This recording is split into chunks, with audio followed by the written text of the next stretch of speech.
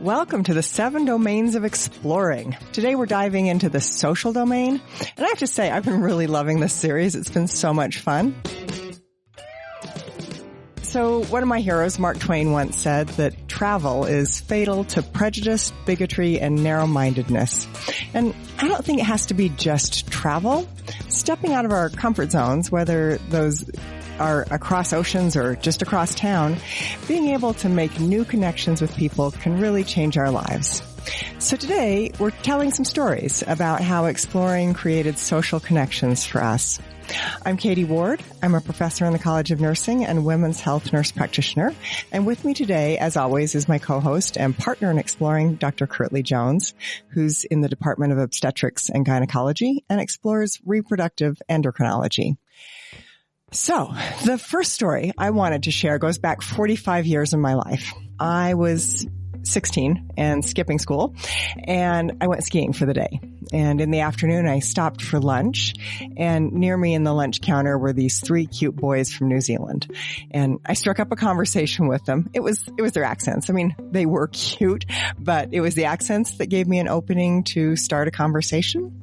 And since they were an odd number, we skied together for the rest of the day, and it turned out they needed a ride down the canyon, so I ended up driving them down to the valley, and by then I just took them home with me, as you do. And we skied together for the rest of their weekend in Utah. I remained friends with those 3 young men for a few years, but when they went back to New Zealand, this was, back before you had the internet, they gave a piece of paper with my name and number to their friends. And the next year, the next generation of New Zealanders came over and they looked me up and they also stayed with us. And that couple, that second generation, have been my friends for 40 years now. We don't see each other all the time, but due to social media, we've been able to stay in touch, more and more actually as time's gone by. Our children have all traveled back and forth. So my kids have gone without me to New Zealand and stayed at their house, and their kids have come without them to the United States and stayed with me. So it's gone on for generations, and we continue to enjoy traveling together. And when I travel with them in New Zealand, people tag me as having an accent and wonder how it is that I possibly, have these friends in New Zealand. So this all started because I skipped school and went skiing one day. Kirtley, do you have a story where exploring started a friendship for you? Oh, I gave this some thought, and I would say going back to college or university where I went, I would say I'm not a terribly social person in college. I mean, I didn't party and I didn't drink, and there'd been some trauma in my family during my second year, and I didn't really hang out. And you didn't stop school like I did. No, I did not. But I did make friends with 2 women. One is a freshman and one is a junior. They weren't my dorm mates. I mean, one was sort of my dorm mate, but I just reached out to them and they were interesting, and we lived together when I was a senior. So here are these 2 women who weren't anything like me at all. They weren't from around here, from where I was, and they were amazingly talented and lovely women who attracted a network of men, boys really at the time, but who used to come over and just ogle them. So here I am in our apartment with these 2 amazing women and these guys sitting around ogling my roommates. And through them, I met my husband and some of my very best friends that I hold dear. And the web, just as your web, Katie, in New Zealand, that web of friendship comes from node to node. It's like one node makes a bunch of different connections, and people who do neural connections, that's what we do socially, and that's what humans do. One friend introduces you to another, and then you have a social universe to explore. Mm-hmm. So I'm very grateful that I said hello to these 2 women at different times, and that we actually got along and we roomed together, and I met my husband and his friends, and now I have dear friends all over the planet. And I think when we're thinking about exploring, often we have one destination or goal in mind. Perhaps we want to go see the Colosseum or learn to ski, or in your case, you were getting a college education. So what we're thinking about is the geology or the edifice or the history or the degree. And I think what really connects us to, and what we're often discover and remember is not those things, but it's the people that we meet, like you said, and the sort of thinking about how that grows from one person to another person. But the common denominator there is that you're in a new place. And when you're in that new place, your senses are open and you're open to making connection. And you come in contact with people that you aren't maybe like you, that you make friends with and that you didn't expect. But it's those connections that expand our social network. And so that's the thing I want to explore in this episode today. So I want to bring in our guest. Sarah Robertson is an RN and recent graduate from the University of Utah College of Nursing. Congratulations, Sarah. And she was one of the students who went with me on a global learning trip to Rwanda last year. So these are trips that the College of Nursing is doing, and they have a mission in Rwanda. We're working with the University of Rwanda there and with some hospitals. So we have objectives about what we do in Rwanda. But one of the other things that comes out of this is this opportunity where I get a chance to see our students expand and explore the world. And Sarah was, just one of many students who got to have this wonderful experience. But I wanted you to tell us a little bit about that experience on that trip, Sarah, and the connections that you made. Happy to. First of all, I'm just really excited to hang out with you guys. Currently, I feel like maybe I'm going to have to pick your brain at some point because I just started at the Utah Diabetes and Endocrinology Center. Oh, so yeah. I don't know. Please do. I'm a noob. I'd love to have my brain picked. Yeah. So yeah, it's hard to know where to start with this, Katie, because there's just so many good things to talk about. I made a couple of notes, but it was obviously an incredible, life-changing trip. My entire life, I've always wanted to go anywhere in Africa. It's been on the list for a really long time. So just the fact that my first experience in Africa, I got to be in Rwanda, was pretty special. I didn't know much about the country going in. I am a 90s baby, so I knew a little bit about the genocide, but mostly what I had grown up seeing on TV. And so I didn't have a lot of formed thoughts about what the country would be like. But I got there and was it's always so invigorating to me to go to a new place and just experience everything. It really is, your senses are enlivened when you're there, right? Like the food, the smells, the weather, everything. It just all feels kind of magical. And if I'm guilty of one thing, it's probably seeing magic in life, right? And so I always really, really enjoy just exploring and seeing everything. So yeah, that's a long-winded way of saying that it was a fantastic trip and I got to meet so many wonderful people. One of the things I enjoyed about traveling with you was that you have this former life as a photographer. And so Sarah brought a number of cameras with her. It was a little bit of an assignment that we asked her to take pictures and document our trip. But being a photographer gave you a unique way of engaging with people, I think. And I'm just curious, how you feel about, did your camera influence your interactions?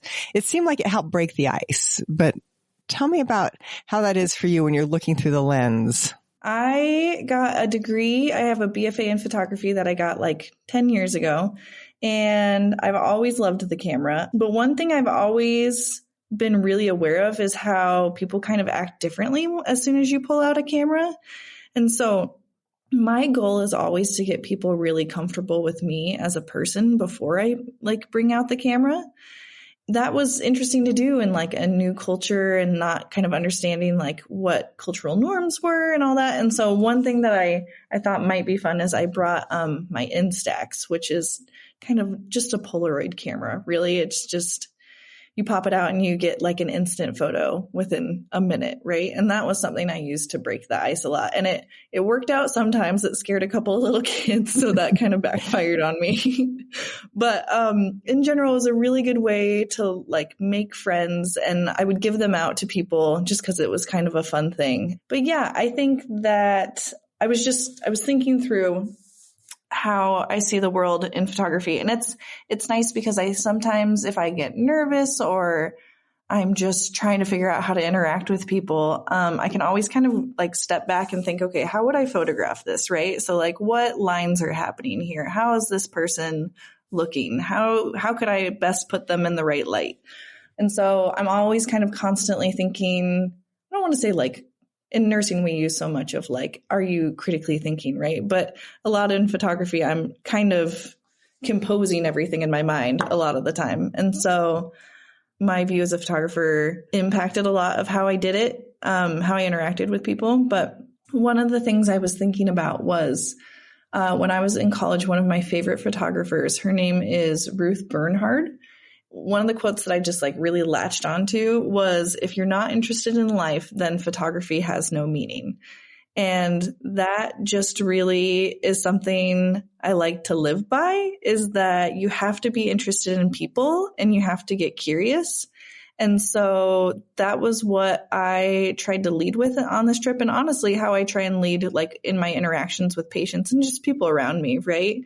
Is that everybody has a story and everybody has a unique perspective. And yeah, I don't know, if I get to like be a witness of that or document that, then I'm just really, really grateful. In the business of exploring, often for me, what I'm looking for is that magic moment when something that I expected to be X turns out to be Y, or leads me to be Y. It's like a magic show because you're watching somebody do something and all of a sudden something completely different happens. And I think photography is like that. You know, you take a photo and if you have a sensitive eye, you kind of see what you want. But then when the photo comes out, it's often something magic. And as part of being an explorer, and for me, I'm a cognitive explorer in this part of my life, when you come to that node, either socially or physically, or it's a sense or it's a smell, it's a sudden onset of, this is new. This is not what I expected. And it is the most amazingly wonderful feeling, sometimes scary, sometimes not so wonderful, I guess, but it's where the magic happens. Oh, you know what? Okay. Just bouncing off of that. Oh, I'm getting excited, guys. Just bouncing off of that. So I was really lucky in high school. My first photography class was in the dark room. It's a dying art, and my professor was very adamant about, us learning the dark room, right? And so we would go shoot film and we'd have to turn off all the lights and develop things in the dark. And there's something really magical about, you put the paper under the enlarger, you've got the red safety light on, and then you expose everything as properly as you can, and then you slip it into the developer, and then like, it's like by magic, this photo appears, right? But in reality, it's like the chemicals have to be right, the lighting has to be right, the exposure has to be right, all these things. And it's like, to get that magic moment, there has to be just a lot of little thoughtful steps along the way. And I think that's how I like to handle like my connections with people too, is like, it's really something you have to work for, but in the end, it still feels magical, Yeah, absolutely. And I think the Instamatic photos when we were in Africa, they were really fun. Honestly, people loved them. It was fun to see you right in that moment, take a picture of somebody and be able to give them that picture and leave that as a gift. And I thought that was really fun to watch wherever you went, with the exception of that one kid that cried. That one didn't go well, but yeah. No, and it's really, and I think what's cool about, the Instax, the Polaroid camera, is that it crosses all cultures, right? It doesn't matter if I'm in the middle of Rwanda, in Kigali, buying bananas from a lady. That was a really fun experience when I went out and I bought some bananas, and then I said, can I take your picture? And a lot of people are really like, oh, no, like I don't. And I'm like, no, this is for you, not for me. Right. And that was something that I really like to do, to like give it to them. But, I don't know. I think there's just like something that can really bring us together with photography, and especially when it's physical like that, like a physical thing, that you can all come together and look at and touch and feel is a pretty cool experience. So, Sarah, were there any social customs or ways of connecting in Rwanda that made an impression on you? It was just little things, right? Like sometimes the women would like there was just like a little bit of a nod or like a wink to each other, or just small little mannerisms that you were able to pick up on. Like, it doesn't matter where you are in the world. Like, it's always a little bit fun to just kind of get together with other women and be like, oh man, like this thing, So There was a thing that happened to me a lot, and I finally asked somebody about it. So I would find, so generally if they're women I know, it's much more of a European greeting where you embrace and you kiss each other on the cheeks, or at least air kiss on the cheeks. If I was being introduced to a man, he would reach out his hand to shake my hand, but he would also take his other hand and sort of, as he was raising his hand to grab mine, he'd sort of do this power grip on the arm that was about to shake my hand. So it made this sort of right angles shape with both arms. And I didn't understand it. I wasn't sure what that meant until I finally asked somebody, what is this? And they said, this is a issue of respect that you do with your elders. And so it probably was not a thing that you experienced that I experienced because I was elder. I think you mean wise. I didn't recognize it or acknowledge it. I didn't realize I would sort of imitate it because I thought, oh, I'm supposed to shake my hand like this. So that was like a fun little custom that I bumped into, and it took me a minute to learn about it. Well, Sarah, are there ways that you think this exploration, this chance to explore going somewhere else in the world, did it change you in any way? Friendships you made, connections you made? What impact do you think that had on you? Oh, absolutely. You know, before we were going, you and I were chatting, you said, this is gonna impact how you practice, you know, for the rest of your career. And I'm a brand new nurse. I went back to school in my 30s. And so I was like, oh, intrigue, curious what that means. And it really did. It really, it changed the way I view so many things. It just made me realize, going to Rwanda, how creative healthcare can be. One of my favorite days on the trip is we went and toured a community center.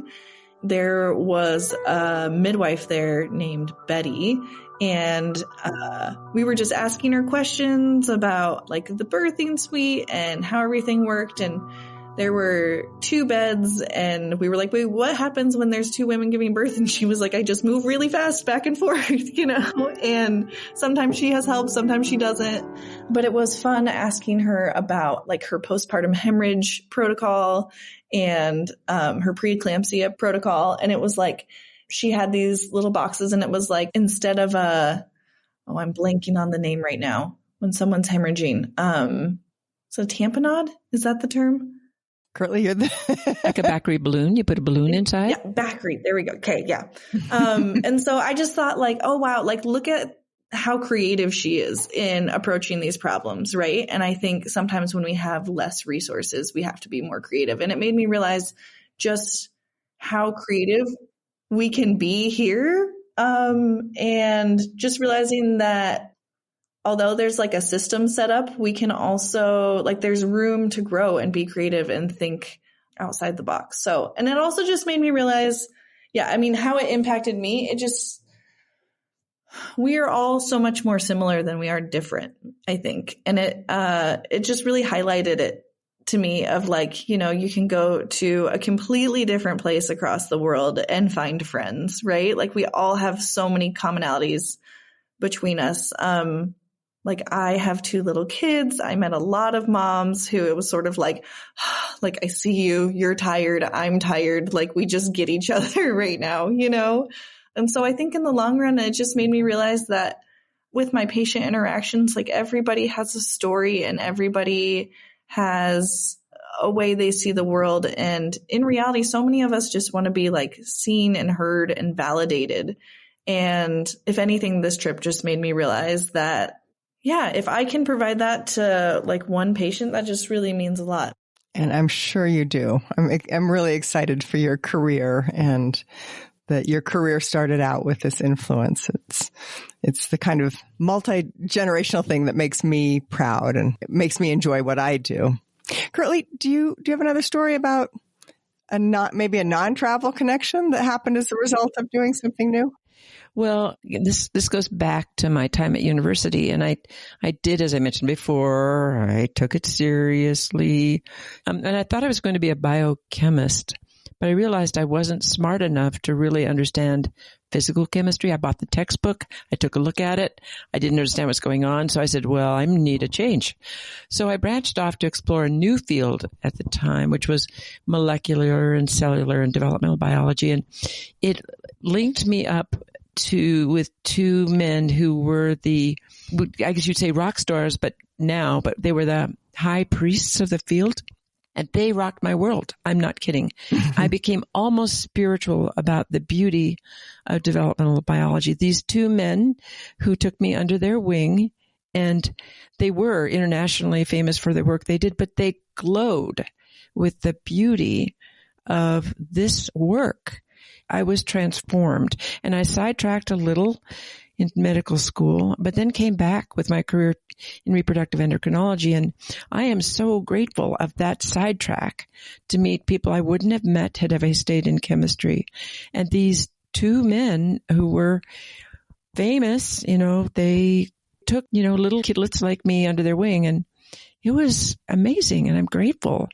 Anyway, I was curious about the origins of life and about the grand gorgeousness of the difference on the planet. And it's a deep dive, and I am still diving. And it's thanks to my willingness to explore something different and their willingness socially to take this little kid under their wing and transform her to, now I'm the high priestess, I guess, but it was amazing. And when people are generous, when you explore and you meet people and they reach down or reach to see me, I am very grateful when people do that. And it's wonderful.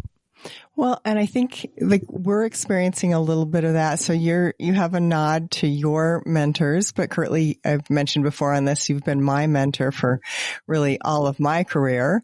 And now Sarah's one of the people that I get to mentor. So here we're sitting here with 3 generations of people. Oh, it's so lovely. What's so fun, Katie, is I always in nursing school, I was like, I want a mother hen. I want a seasoned nurse to just take me under her wing and just teach me the ways.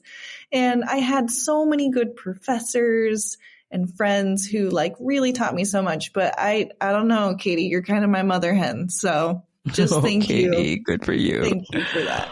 See, so here we are, unexpected connections that come from a thing that you didn't quite see coming. So as we wrap up our discussion on the social domain, I do want to share some sobering and important research from the U.S. Surgeon General's office. We've really been talking about in different ways on this podcast. But over the last 20 years, the amount of time that we spend in social isolation has been increasing. It's actually increased by about 24 hours a month. And time we're spending with friends has dropped by 20 hours a month. And even our companionship time, those moments we spend with the people that we love just for joy, has decreased by 14 hours a month. But these, they aren't just numbers. They represent missed conversations and lost connections and opportunities that have slipped away. And it's why we're talking about a loneliness epidemic. And I think it's, what's important about the stories we've shared here today. They start with, sort of being brave enough to step out and get across that connection gap and do something new and different. And that leads to a conversation and a connection, whether it's the Rwanda trip or the New Zealand skiers or that you meet your husband. These happen because someone decided not to stay in their bubble. And I think that's the thing that's really vital to our health. And Curtly, you probably know a lot about how being in isolation or being in friendship is important for women. Oh, especially because women's superpower is their fluency with language and their social bonds with mothers and sisters and girlfriends, and women have traditionally run the social organizations of schools. Think PTA or whatever we're calling it now, and think religious social groups, think League of Women Voters. We had our wings clipped, men and women, but women especially had our wings clipped during COVID when we couldn't use our superpower, and many of us needed the in-person social contact with hugs and laughter and gossip that helps ground us. And it was rough, and I'm not sure people have gone back. what happens, what you call friends, thinking about exploring socially, when you call your friends on Facebook or whatever social media you use, they aren't what really makes your heart sing kind of friends. I'm hoping that we don't lose that sit down and giggle together. And I can giggle with guys too, that works. But sit down and giggle together, because that can't, or I haven't been able to experience that on social media. So exploring socially means I think you got to be in the presence of the other. Yeah. And I think that that's what makes it important about, traveling, Sarah's experience traveling to Rwanda, that chance to meet the other nurse midwife, Betty. And even though there was a bit of a language barrier, that we could understand each other and recognize that we were both trying to solve the same, medical emergency. And so I think, that's what's so important about doing that, about stepping into a new environment where you're forced to open yourself up to connections, whether it's like me hearing, people speak with a different accent and wanting to talk to them. But in those new environments, our usual barriers, those are the things that, that lead to increased isolation, and they fall away when we're in exploring mode. So I think, the remarkable thing about our stories is that, these connections wouldn't have happened if we hadn't taken that first step into the unknown. I think for our listeners in this era where data shows we're spending more and more time alone, we want to encourage you to think of exploration as your prescription for connection. It doesn't have to be a grand trip to Rwanda or someplace like that. Meaningful connections can happen anywhere. A ski lodge, a dormitory, a classroom. The key is being willing to step out and look up and engage. So we're talking about exploration in the 7 domains as a tool to reverse some of these trends we're seeing in isolation. And however you choose to explore, wherever you choose to explore, whether it's a new place or a new activity or starting a conversation, we're creating an opportunity to close that connection gap. And in a world where our default seems to be increasing isolation, I think exploring becomes more, it's not just an adventure, it's a vital act of self-care. And as Terry said, in our physical domain of exploring, it's a need. And it is a need, and it's also that acronym for having a new experience every day. So while you're exploring, explore the other domains in this series. It's been one of my personal favorites. We have more coming up. They're going to drop about once a week, and you can get them all wherever you get your podcasts or at womens7.com. So again, thank you for exploring with us. And Curtly, thank you for being my mentor. Well, thank you for being my mentee. Sarah, thank you for being my mentee. Happy to. Anytime. Thank you all for being here with us today for the 7 domains of exploring the social domain. And we appreciate you exploring with us on Women's 7 Domains of Health.